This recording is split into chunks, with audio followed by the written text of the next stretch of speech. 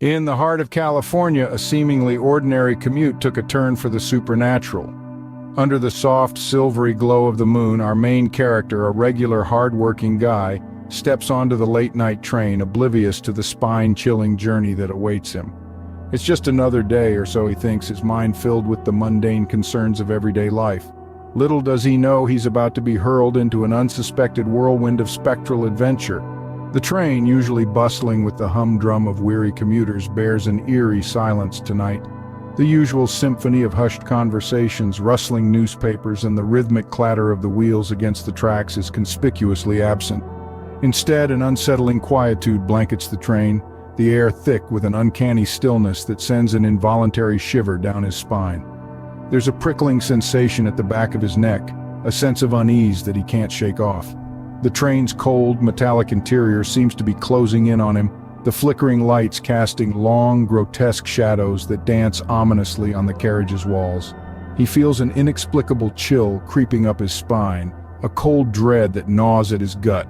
His heartbeat quickens, his palms grow clammy. He shakes off the feeling, attributing it to the late hour and his overworked, overactive imagination. Little did he know this was no ordinary ride, but one that would change his life forever. As the train chugged along, the reality began to warp and the spectral passengers made their appearance. The ordinarily mundane humdrum of a daily commute was replaced by an eerie silence punctuated by the clatter of the train on the tracks. The atmosphere grew denser, heavier, as if the very air was trying to tell a tale of forgotten times. Imagine the shock of our protagonist when he looked around and found himself surrounded by people, not of his time, but of a bygone era. Men in waistcoats and pocket watches, women in long flowing gowns and bonnets, children in knickerbockers. Their clothes, a faded echo of a time long past, were as transparent as they were, giving them an ethereal glow. As he looked at them, they went about their business, oblivious to his presence, like shadows playing out a pantomime from another era. The spectral passengers were engrossed in their conversations, gesturing with their translucent hands, their voices a hollow echo in the otherwise silent carriage. They were there, yet not there, as if caught in a spectral loop, forever repeating the same actions, the same conversations. Our protagonist's heart pounded in his chest, a staccato rhythm echoing the train's relentless march. His breath hitched as he realized the truth of his predicament. He was not among the living. He was caught in a spectral commute, a phantom passenger among phantom passengers. As he tried to make sense of this unfathomable reality, he felt an icy chill run down his spine. The spectral passengers turned their transparent gazes towards him. Their hollow eyes bore into him, a silent acknowledgement of his presence. A shiver ran through his body, a cold realization. He was not just a passive observer, he was a part of their spectral reality. He was alone, in a train full of phantoms, stuck in a timeless loop, a spectral anomaly in the fabric of reality. The train chugged on, oblivious to his fear, his confusion. He was alone with only the phantom passengers for company. Stuck in this spectral version of the past, he became a silent observer to the lives and deaths of the phantom passengers. His eyes were drawn to a woman in a Victorian dress, her face pale, her eyes hollow. She clutched a locket tightly in her hand, her lips moving in a silent prayer. Suddenly he found himself in the midst of a disaster. The shriek of metal against metal, a sea of fear-stricken faces, the thunderous roar of a train derailment. The woman's prayer ended in a choked gasp as she was swallowed by the chaos. He felt a cold chill as the scene reset itself, the woman back in her seat, the silent prayer beginning anew. Next, a man in a soldier's uniform caught his attention. He was young, barely out of his teens, his face a mask of determination. The scenery outside the window morphed into a battlefield, the deafening booms of cannons replacing the rhythmic chugging of the train. The soldier charged forward only to fall, a look of surprise etched on his face. As the battlefield faded away, the soldier was back in his seat, his face once again filled with resolve, ready to charge into his final battle over and over again. The scenes kept unfolding, one after another, a heartbroken lover, a runaway child, a desperate thief, each with their own tragic end, each forced to relive their last moments for eternity. It was a horrifying tableau of humanity's darkest hours played out in an endless loop on this phantom train. His heart pounded in his chest, a drumbeat of terror. He felt the oppressive weight of despair settle on his shoulders. There was no escape from this nightmarish ride, no release from the relentless onslaught of death and tragedy. He was a prisoner of the past, forced to bear witness to the eternal suffering of these spectral passengers. Every shriek of terror, every cry of pain, every look of disbelief etched itself into his soul, a haunting reminder of the cruel fate that had befallen them. And now him. He was trapped in a never-ending loop of death and despair. Enough was enough. He had to get off this ghastly train. Our protagonist had reached his limit. Each nerve was taut, his heart pounding like a drum in his chest.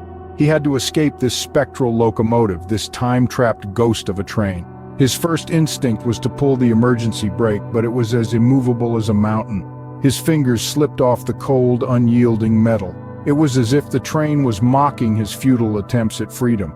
Next he tried the doors. They were just as obstinate, refusing to yield to his desperate shoves and pulls. They stood cold and unresponsive, like the spectral passengers who continued to ride in eerie silence. The windows, too, were sealed shut, the view outside an unchanging, haunting vista of the past. His panic escalated, blooming into raw terror. He ran from carriage to carriage, his breath ragged, his eyes wide and desperate. Each compartment was a chilling echo of the last. Ghostly passengers locked in their own time, oblivious to his frantic efforts. As the train thundered relentlessly on, the horrifying realization dawned on him. He was trapped, held captive by a relic of the past, a phantom vessel that refused to release him. His silent screams echoed in the hollow, ghost-filled compartments, swallowed by the rhythmic clatter of wheels on tracks. His desperation grew, his mind a whirlwind of fear and confusion. He pounded on the doors, his fists leaving no mark on the cold metal. He yelled for help, his voice lost in the cacophony of the train's relentless advance.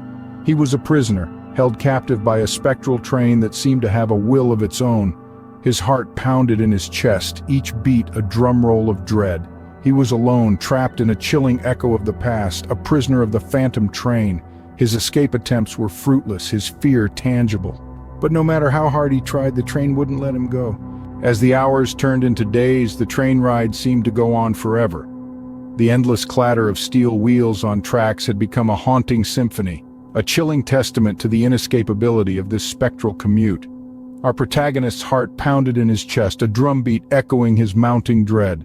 The cold realization washed over him like a wave of icy water.